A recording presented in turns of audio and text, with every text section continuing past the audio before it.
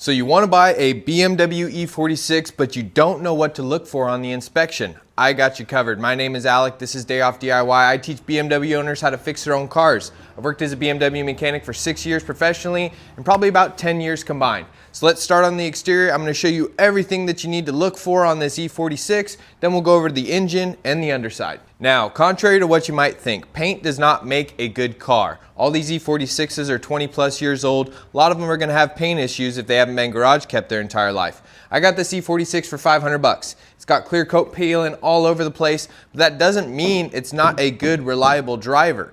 Paint is simply just the aesthetics. So besides looking at the paint, let's look at all the other things that shows that a car has been well maintained and taken care of. So just starting with the exterior, I like to look at the headlights. Have they been restored or do they need restoring? This particular car needs headlight restoration. Second thing I like to look at, fog lights. Are they intact? Are they missing? Another thing here on the front bumper. Does the front bumper line up with the fenders? There's these plastic bumper brackets and they tend to break, or if you run over parking stops too much, they get damaged. It's a relatively easy fix, but has the bumper been ripped off in the past? Other than that, I like to go over here to the windshield. These E46 windshield seals are really hardy and they hardly wear out like the E90s and E60s and other models. Another thing I like to look at is the windshield cowl here. It has this rubber seal, seals up against the windshield so water doesn't come down underneath this cowl. These are relatively easy to replace. I have videos on those, but it's just another item that you need to add onto your list if you want to buy an E46 and get it cleaned up.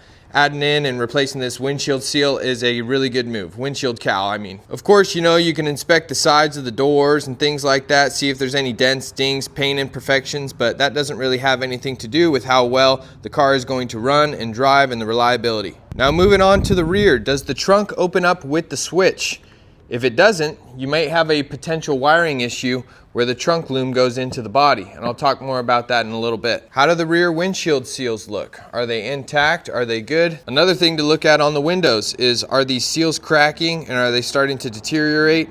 I've done maybe 1 or 2 of these in the past. They're kind of more rare, but as these cars get older, 20 plus years old, these seals can really start to crack and fall apart, especially right here at the back side of the door and then right here on the fronts as well. They can be serviced though. Now getting into the trunk, does the car have sporadic or intermittent light issues in the rear end? Are the tail lights going in and out? Are the license plate lights not working well? Is the trunk switch right here not working when you press it in? That usually points to a different issue. Now this wiring loom goes from the trunk lid down into the body. You can see this is starting to tear. You can actually see some exposed copper on that wire. I need to go through and do this repair. What happens is this wiring loom gets stressed over time with the opening and the closing of the trunk. Wires can break, which causes intermittent issues with your license plate lights, with your trunk switch, with these lights, and also the lights going to your taillight carriers. Another common issue is these taillight carriers, they tend to burn out. Now on all BMWs, these taillight carriers are really common. Basically, it's just a bunch of circuits, but what happens is the contacts behind these bulbs get burnt out. Sometimes even these connectors get burnt out. Luckily, they're relatively easy to replace and not that expensive, but it's just another good thing to look for if you have intermittent bulb issues or if you have some bulbs out. Sometimes it's not as simple as just replacing the bulbs. Another thing to look at is, does it have its factory service kit? It's not that important, but having the tow hook is really nice. Having a breaker bar on hand, a 10 mil and 8 mil pair of pliers, 13, 12 mil flathead. It's really nice to have when the situation arises. Let's say you got to replace a battery. You can pretty much do everything just with the 10 millimeter wrench. So it also helps with resale value if this kit is complete. Another thing is, does it have a full-size spare? This one has just the small little 55-mile-an-hour spare, but it's there, and it has the factory jack. If the car didn't have a spare tire with it, I would definitely ask for money off, and I'd want to get a spare for the car. You don't want to be driving around without a spare tire. Now, does the trunk lid open and close easily? If it's really heavy to lift and if it slams really hard, you're probably due for these trunk struts. Another cheap item, but just something you need to add onto the list. Maybe a little bit more negotiation and get that price down. Also, it wouldn't hurt just to pop this cover up and see what type of battery is in it. See if you can get a date off the sticker on the battery and make sure it's the right size for the vehicle. I believe these cars use a H7. Now, the exteriors on these E46s are pretty hardy, so really just paint condition and maybe some rubber seals on the windows and the windshield cowl. Another thing to look for is the glass original and was it replaced with BMW glass. This one looks like it is aftermarket, produced in Colombia, but it looks like they did a relatively good job with the install and it doesn't have any cracks or rock chips. Now when you open the hood, first impressions, is it dirty? Is it dusty? Are the panels missing? Is the microfilter assembly still all there intact? Are these wiring loom here clips broken? Did they take it out and just leave it in the trunk? Does it have washer fluid in it? All those little things like that. You just got to judge it based off your first impression. Now here you can see another closer look at that windshield cowl. You can see where that seal used to contact the glass. So that's definitely an item we need to do in the future. You can pop these tabs up right here. 3 little quarter turns. And with no tools required, you can check on the condition of the microfilter, the cabin air filter. That looks to be in really good shape. Now the first mechanical item that I look at is over here on the passenger side of the valve cover. Is there any burnt oil stains down there on the exhaust manifold? Is that valve cover leaking? The valve covers always leak down to the passenger side, then they burn off. Smoke then travels into the air conditioning system through that cabin air filter and you get a terrible smell inside the car. It is a very common problem on this M54. You can see I have a little bit of Curel T sealant right there because I've replaced this valve cover in the past. So first item, valve cover. Another good thing to look for right here is this small piece of vacuum line. There's a vacuum line that runs from the back of the intake manifold all the way over here to the exhaust manifold to the secondary air valve. This is an electronic pump, secondary air pump. Turns on for about 10 to 20 seconds when you first start the cold car. Basically it pumps extra oxygen down into the exhaust to get the catalytic converters up to temperature so the car burns cleaner faster after cold start. So just to see if that vacuum line is cracked or deteriorated, it can be a small vacuum leak, but if someone has updated and replaced those lines, it's a good sign they've taken good care of their car. The next place I like to look is right down here to the thermostat and the water pump and the belt. Does the belt look okay? This belt was replaced by me in addition to the idler pulley and the tensioner pulleys. This belt is brand new. It looks in really good shape. The thermostat was also replaced too, but you can tell if they are brown, if they look tired, and I like to take an inspection mirror and I slip it down to the bottom side of the thermostat and I look around there for any dried coolant crust. There's this little sensor right here, right underneath there, or along the gasket surface. These thermostats like to leak. I check the bottom of the thermostat. I also go down here to below the water pump with a flashlight shine directly on that light. You can look at the weep hole on the bottom of the water pump and you're looking for any green or blue dried crust indicating that that bearing is starting to fail and that water pump is starting to leak. Another thing I look at is the color of the connections on this upper and lower radiator hose. These are new, so they got that nice dark black color.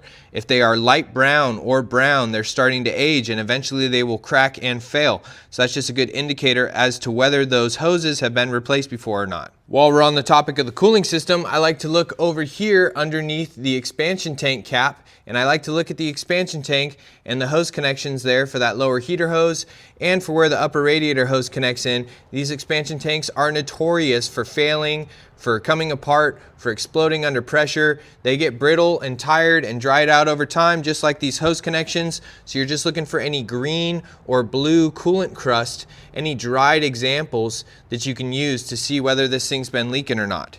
You come down here, you can look over here at that hose connection, come over here, look at this hose connection, and you're just looking for green or blue dried crust. Another thing you want to look at is this area right here. This hose is for the cyclonic oil separator or for the breather for this M54 engine.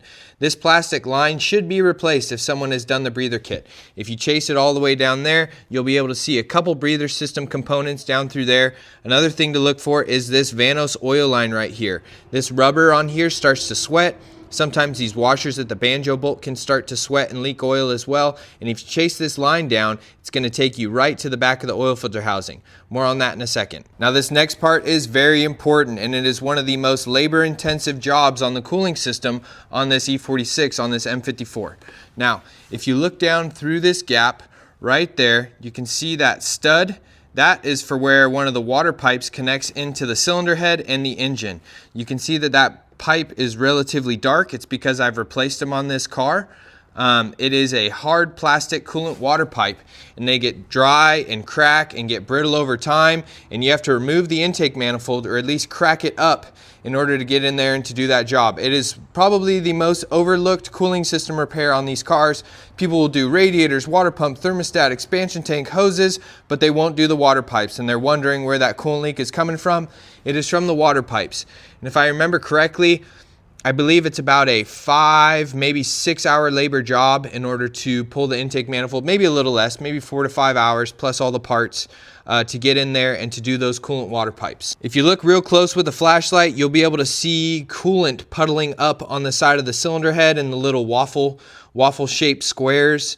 And that is a great indicator that those pipes are old and leaking, or that they haven't been replaced if they are brown, looking brown, and maybe you can see some micro cracks developing on them. Now moving over here to the intake. This intake boot, the upper doesn't really fail that often, but the lower does. It has this little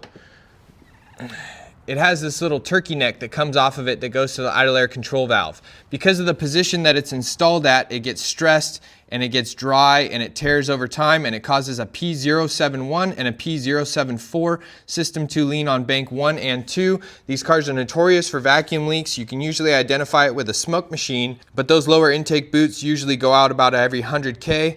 So if these look old and tired and like they've never been replaced, it's a good idea to add that onto your list for the future to refresh both of these intake hoses so you don't have any vacuum leaks. There's also a bunch of vacuum lines, like one here off this F connector, and then some other vacuum lines off the back of the intake manifold. Now you always want to check fluids. It's always good to make sure that everything's full. Once you're inside the car, you want to go through and make sure that the washer pump is working and that you're getting a good spray out of the nozzles.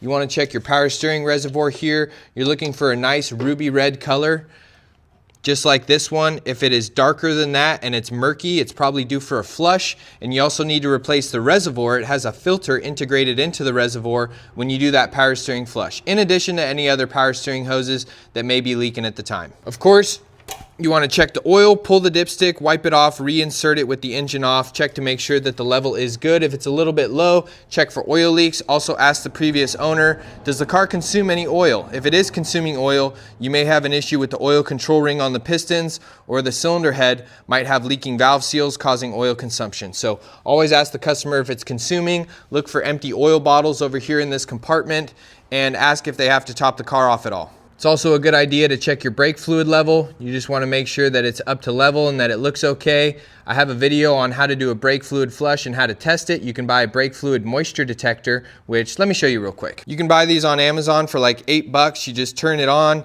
dip it into the brake fluid. If it reads less than 1% or 2%, it's okay. Anything 3% and over is due for a flush. You just pull the cap off, dip this down into the fluid, and see how much moisture in the brake fluid it's reading. Another thing you want to check is the cooling system reservoir. You only want to do this when it's cold though. If the system is hot, it can expand and come out of the cap and potentially cause burns. You want to look down there and see what the color of the coolant is. This is a nice factory blue. If it's green or if it's any other color, you should probably go back to the original blue coolant. If it's all green, it's okay. It's no big deal. It's just a universal coolant, but you want to make sure that this here is here or up to here. If it is lower than the surface of the cap or down here, it usually indicates a slow coolant leak unless someone topped it off or bled it improperly, but you always want to make sure that the coolant is relatively up to level. It's also a good idea to inspect the bottom of this cap. This plastic gets brittle, it starts to chip off, and you'll lose this bottom O-ring. Also too, you can see here it has 200 on the bottom of the cap. That means this cap is actually rated to 2 bar. When the system gets over 2 bar, this cap is going to release pressure so you don't overpressurize your cooling system and cause more damage. Now this car has an electric cooling fan, but if it does have the manual fan clutch ran off the water pump, it's a good idea to use a flashlight and a mirror and inspect the back of the thermal fan clutch. If you can see any oily residue, sort of like a real dusty surface starting to build up on the back, they slowly leach out the fluid that's inside the thermal fan clutch. And if you can spin it really easy by hand, it's usually due for replacement. Another great thing to look for is over here at these strut mounts. Now these are brand new. I just put Bilstein B6s in this car. But if you see any tearing around here on the rubber, it's going to cause a front end clunk, especially when steering. So it's a good idea to look at these upper rubber strut mounts to make sure they are nice and all the way through. Now of course you can always pop the air filter cover off and look at the condition of the air filter as well, but it's such a cheap component. For oil leaks, if you look down this hole right here, you can see where that oil Vanos line ties into the oil filter housing. If you look behind there, you can see some slight waffle cone on the side of the cylinder head. If any of that is saturated in oil down there, it usually means that this oil filter housing that bolts against the side of the block is starting to leak. It's a pretty common oil leak. It takes about 4 to 5 hours shop time to do the actual repair itself. I have many write-ups on my YouTube channel on how to do it, but that is a great way to see if it's leaking. while you're still inspecting this thing from the top side. Now before we put this thing up in the air, let's go inside the car, talk about some of these details. Now, does the sunroof work? A lot of E46s have broken sunroof cassettes. They often fail and they're quite a pain in the ass to have to go through and fix. You usually have to drop the headliner to remove the entire sunroof cassette. So ask the previous owner if it works, and if he says that it does, go through the functions on it, make sure that it works. Another thing you should do, check all of the window regulators, put them all down, put them all the way back up. Ask the previous owner first if they work. And if they do, check the one-touch functions on them. Window regulators go out super often on E46s, so it's a very important thing to look for. If they don't work, it is a great way to negotiate a lower price. Now, if it's a manual trans, you want to see if the shifter is centered. This one isn't centered, it's a little bit off to the right. It's because the detents on the manual transmission are worn out.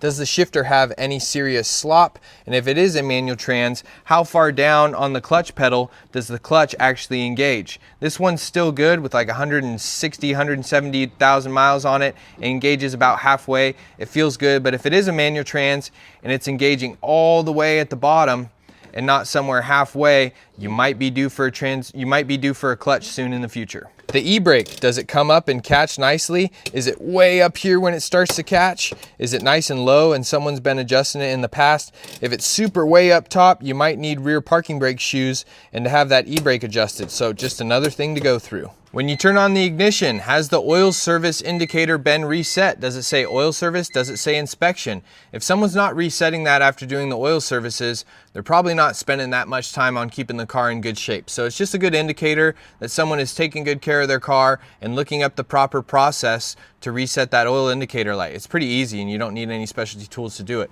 Another thing is, when you turn on the ignition, is there a little dot anywhere on this screen right here? If it is, that's called a manipulation dot, and that means that the gauge cluster that's in the car does not match the rest of the VIN numbers in the car, and that means the gauge cluster's been replaced. So this mileage may not be accurate. So look out for a small little dot somewhere on this screen. Again, it's a manipulation dot, and it means that mileage or something within the gauge cluster to the rest of the car has been tampered with. Now look in here, this is the A-pillar. Is the fabric still intact? These are super common repairs on these cars. The fabric becomes unglued, and these E46s are usually due for A-pillars.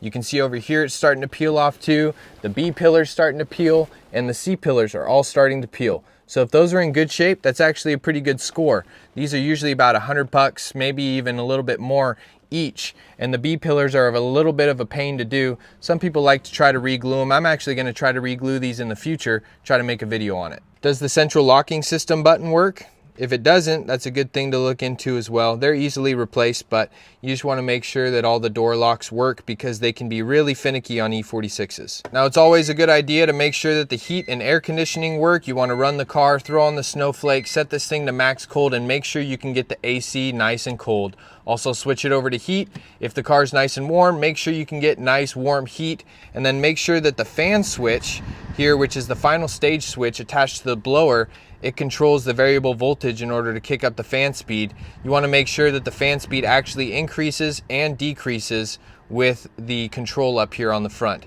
If it doesn't, it usually indicates an issue with the blower motor and the final stage resistor, which is up under the passenger dash. Now this trim here commonly cracks. It's not really, it's something to observe. Also, the vapor barriers behind these door seals like to become unglued, and it'll cause water penetration coming through the door down into the kick panel. It's not really something that you can inspect while you're looking over a car that you're potentially purchasing, but it's a good idea just to see if it's really been mangled, or hopefully, ideally if someone went in there and did the window regulators, they resealed that properly, not to cause any further water intrusion. In the rear, same story. You want to inspect this wood trim just to see if it's beat up at all. Maybe you can use it for negotiations, and then check the window switch controls from the front. And then locking the car, make sure that all the door lock actuators are going down and coming back up with the lock switch.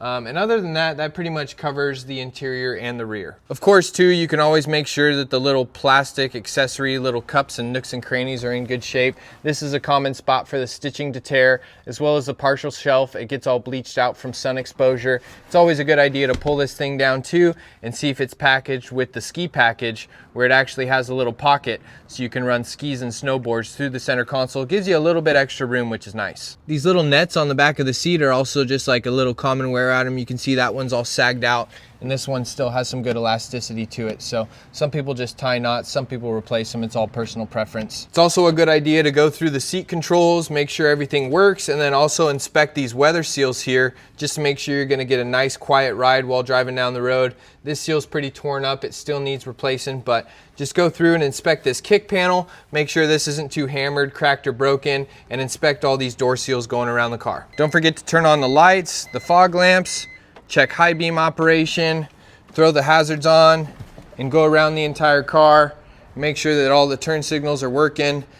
Just, you know, you can replace bulbs, yeah, but you also just want to make sure that all the circuits are intact and that you're not dealing with any, you know, any reasons why you could be pulled over after buying a brand new car. You know, we got a good tail light, we got good turn signals, we got license plate lights, we're in good shape. Another thing you want to check on is once you fire the car up, how does it run when you first initially fire it up?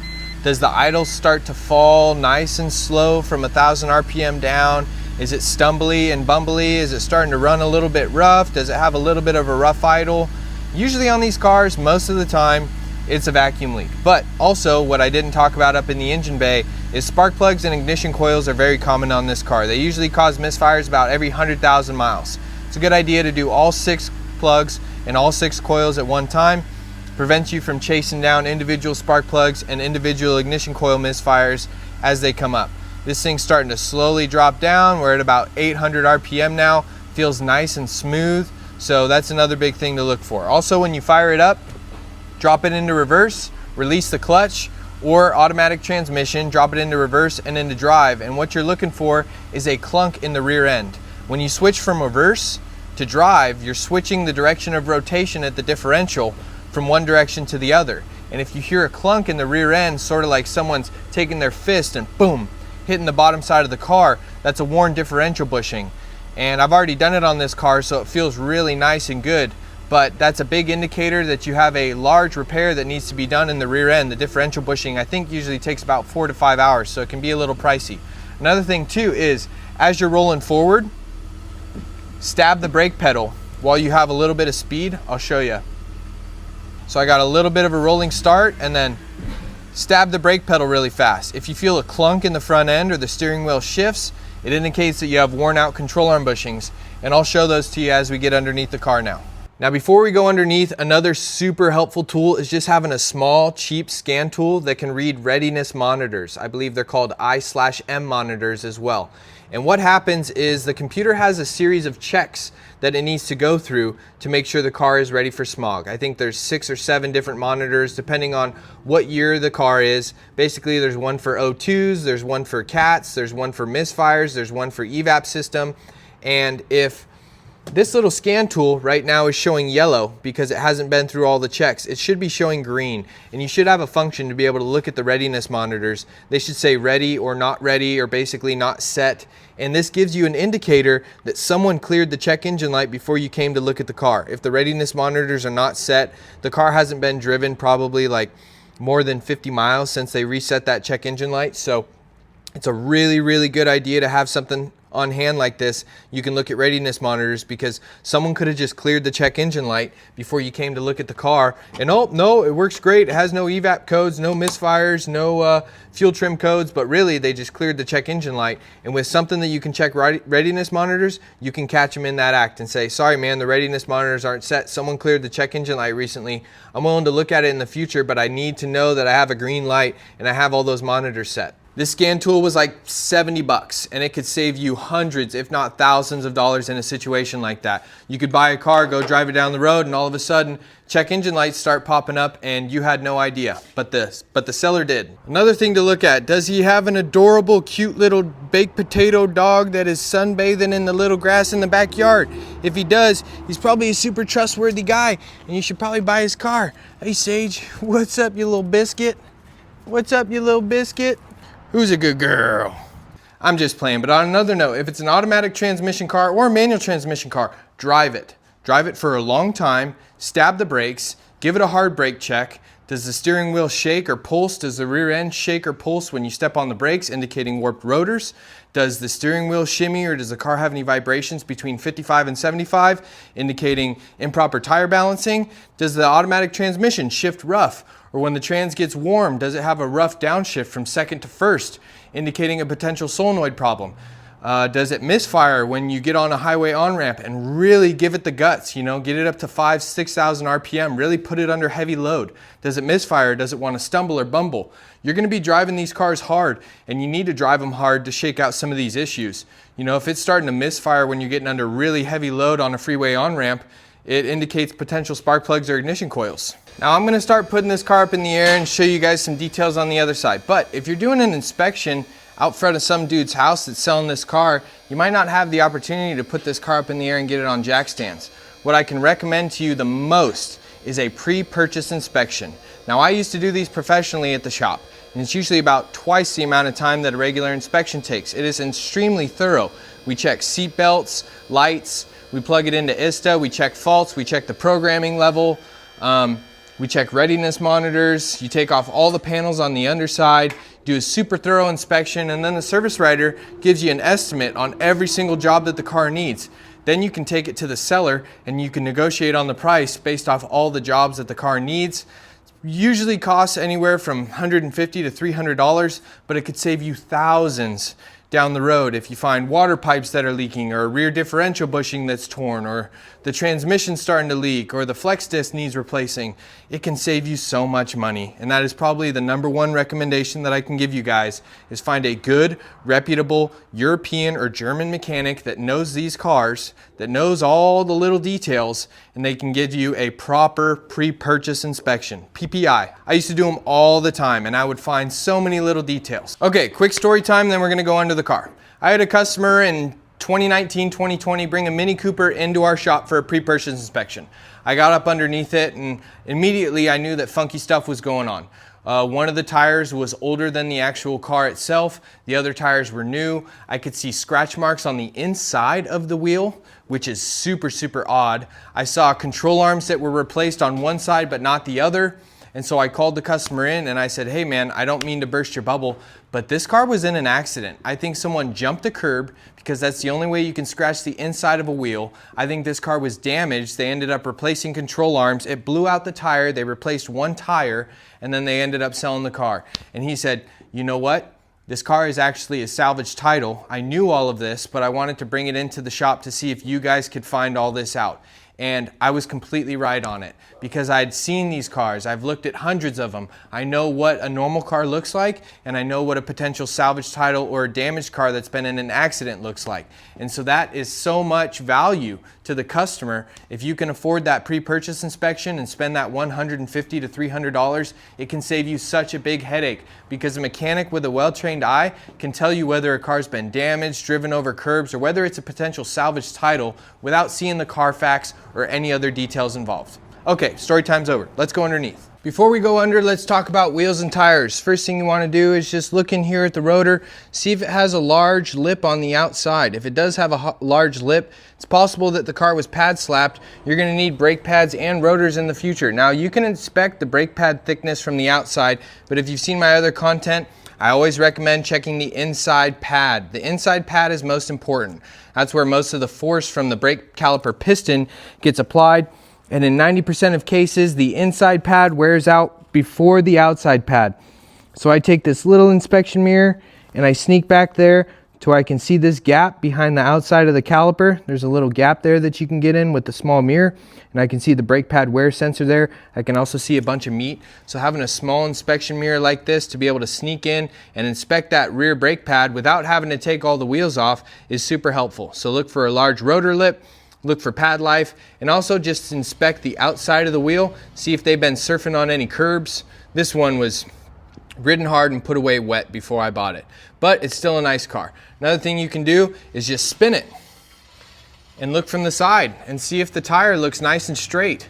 Another thing you can do, look at the date code on the tire. Right here, 4822. This tire was produced in the 48th week of 2022, so it's a relatively fresh tire. If tires are any more than 7 years old, They start to dry rot and crack on the sidewalls, and sometimes they should be replaced due to age. Another thing too, look at the wear bar on top of the tire. Take your hand, rub it on the outside and the inside of the tire. You want to feel for any feathering or any scalloping. That indicates that the suspension is worn, or maybe the alignment is out and it's causing premature tire wear.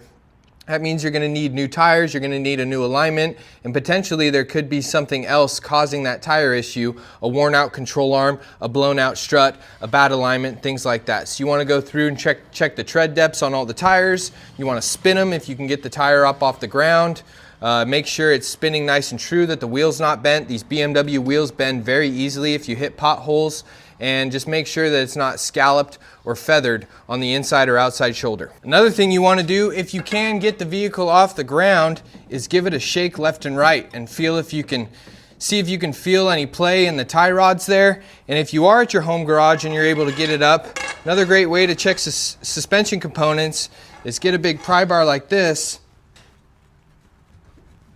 and just lever up on the tire.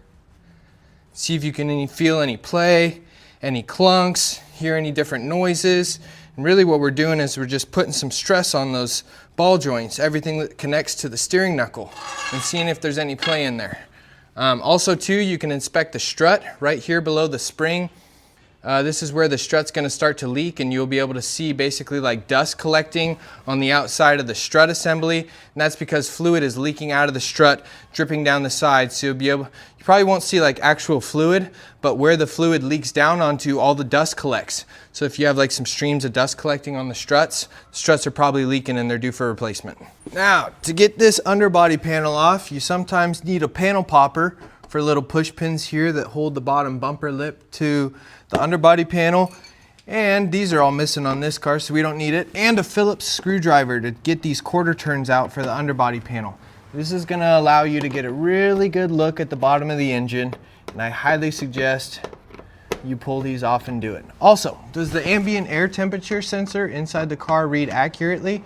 If not, now is a great time to check on the condition of it and to see if it's even there. If it's reading negative 40 degrees, the little ambient temp sensor is right here. It attaches into this corner piece, this corner little fender cover, and you got to make sure that that sensor's there and plugged in. If it's reading negative 40, it's usually an open circuit. The wires are torn or the sensor's not there.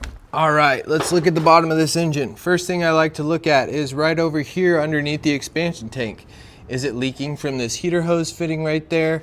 Is there any coolant collecting here at the drain petcock? Can you see any blue crust developing on these bottom seams of the radiator? If so, that radiator probably needs replacing.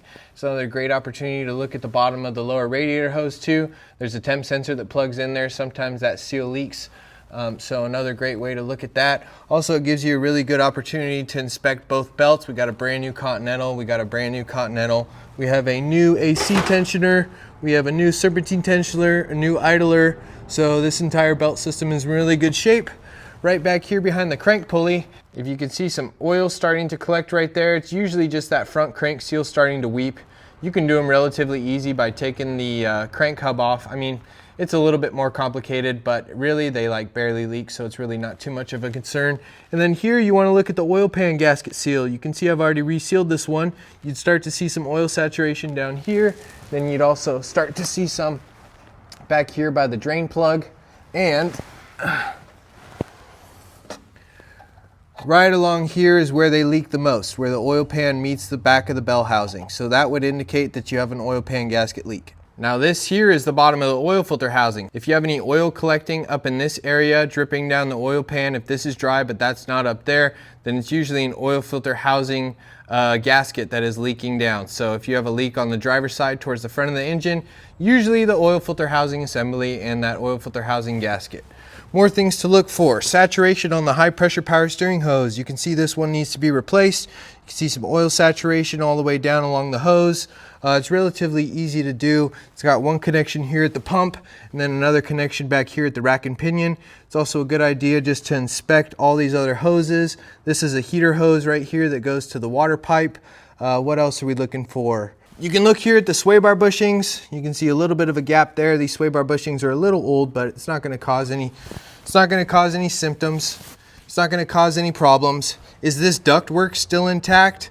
These E46s, some models have this air duct that goes from the fender well, draws air from here inside the bumper, then it runs it up through that duct, then down into the alternator. So just making sure that that's all present and in place as well is a good idea. More things to look for. I got brand new struts in this thing, but if you were to look up there and see some dust and debris starting to settle sort of in like a U shape or just sort of looking like it's starting to drip down the strut, that indicates that those struts are leaking.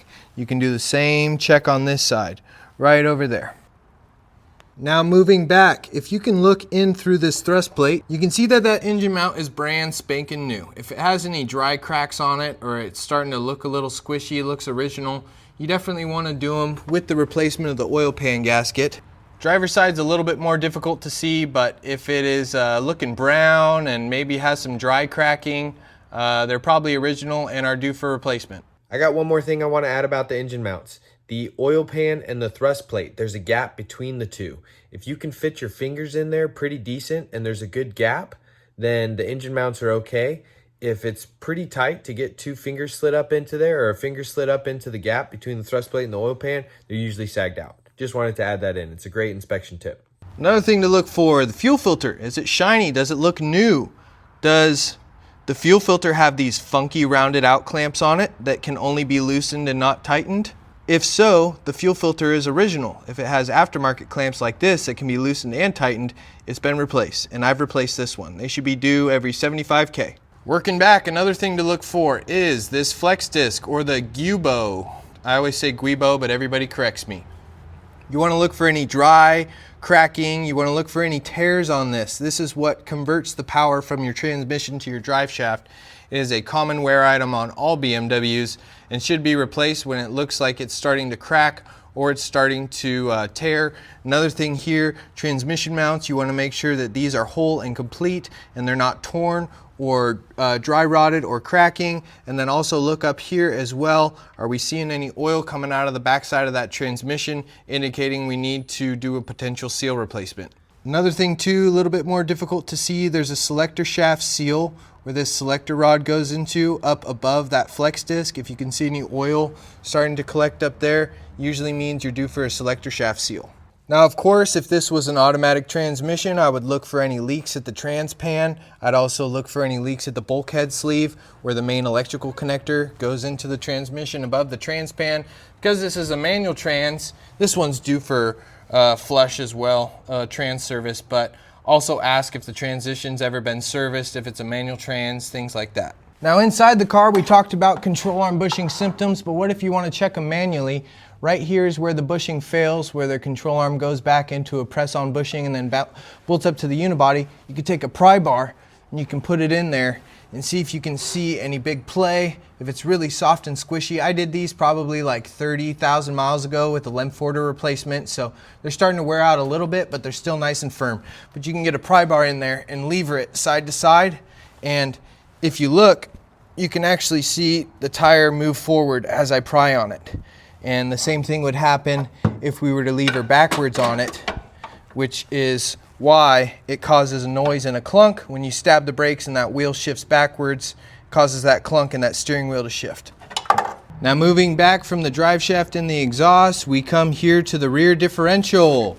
Now, like I was telling you in the car, to diagnose that rear differential bushing clunk, this is the rear differential bushing, at least the one that fails and causes clunks.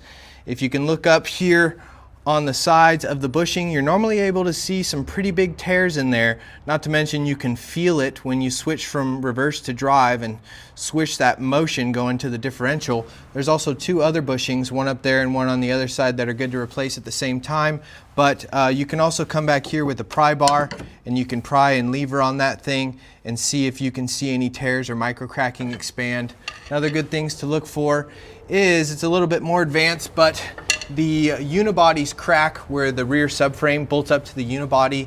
This one's in good shape. I've inspected it before. What you can do is take a can of brake cleaner, spray it up there onto the unibody, and with a nice powered flashlight you can inspect to see if you can see any cracks there, here, here, and then this one up there. It is a pretty complicated repair to get in and do it, but for a person that wants to inspect their car very thoroughly, it's not a bad idea. Again, it's one of those things that a professional BMW repair shop will be able to know how to inspect, and you can also reference it to them. CV axles are always good to look, make sure the boots aren't tearing.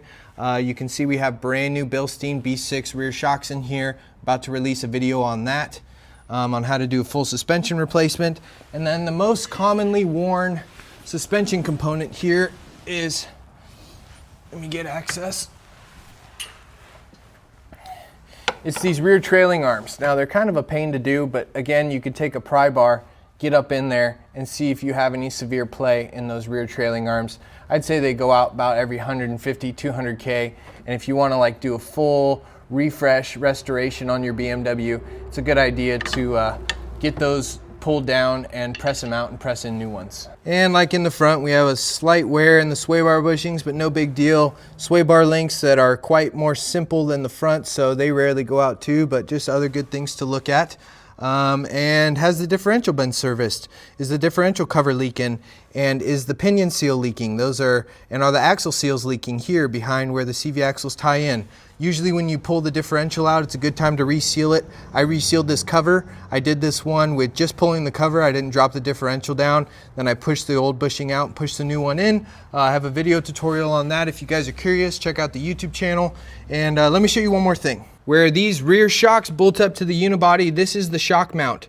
And right where my fingernail's catching is the rubber portion, and this is the metal portion. These rear shock mounts separate, and when they start to separate, you'll see a gap starting to develop right there. The rear shock mounts are worn. The shocks need to come out, get replaced with new rear shock mounts. So another good thing to get up there and inspect when you have some access and some room to do so. Well, that's about it for the buyer's guide. I tried to be as thorough as possible while keeping this video short and making it applicable to all different types of skill levels, whether you're brand new into BMWs and want to buy your first car, or whether you've owned them for 10, 15 years, know how to do some jobs. Hopefully you learned a couple new things on how to inspect various components to see if they're leaking, to see if they're due for replacement. Again, if you're new here, my name is Alec and this is Day Off DIY. I try to teach BMW owners how to fix their own cars. This is my own personal E46 that I bought for $500. I've showcased every single repair on this thing, from cleaning the idle air control valve, rebuilding the DISA, valve cover, oil pan, engine mounts, control arm bushings, cooling system repairs. I got a full suspension video coming out on this thing where I installed all these Bilstein B6s front and rear. And I also have an E91 X-Drive oil pan gasket coming out soon. So if you enjoyed this video or if you found it helpful, I would love it if you would give it a thumbs up and subscribe to the channel if you think I earned it. I'm going to be doing a full BMW restoration and giving it away to a random viewer for free once we hit 100K. So I'd really appreciate it if you could help me hit that benchmark. Be sure to drop anything in the comments below if you think I missed anything. I don't know everything. I'm not a master technician on BMWs, and there's a lot of viewers out there that know a lot more than I do. So if you think I missed something important, be sure to drop it in the comments, and if it's a good comment, I'll be sure to pin it. So if anyone comes to visit this video to inspect their own E46 or a potential car they want to buy, they'll be able to see that comment at the top, and it should provide a lot of value for them. I hope you enjoyed, or I hope you learned something new, and as always folks, I'll see you on my next day off. Cheers.